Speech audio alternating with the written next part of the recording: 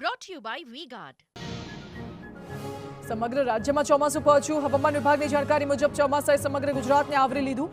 દક્ષિણથી પ્રવેશી ઉત્તર ગુજરાત સુધી મેઘરાજાની સવારી પહોંચી. સામાન્ય રીતે 30 જૂન સુધીમાં ચોમાસું સમગ્ર ગુજરાતને આવરે છે, પરંતુ આ વખતે 27 જૂને ચોમાસાએ ગુજરાતના સીમાડા વટાવ્યા. હવામાન વિભાગ દ્વારા વરસાદને લઈ ઓરેન્જ એલર્ટ જાહેર. સૌરાષ્ટ્રના 8 અને દક્ષિણ ગુજરાતના 2 જિલ્લામાં અપાયું વરસાદનું ઓરેન્જ એલર્ટ. કચ્છ અને ઉત્તર ગુજરાતના 13 જિલ્લામાં પણ વરસાદનું યલો એલર્ટ જાહેર.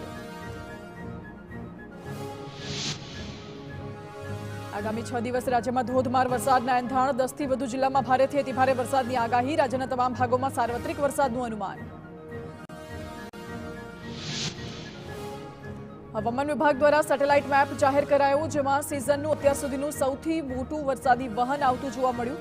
સૌરાષ્ટ્ર અને દરિયાકાંઠાના જિલ્લાઓ તરફ વાદળોનું પ્રચંડ વહન આવી રહ્યું છે. આગળ દરિયાકાંઠાના જિલ્લાઓ તરફ વરસાદી વાદળો આવતા મેઘરાજા સૌરાષ્ટ્રને ઘમરોળી શકે.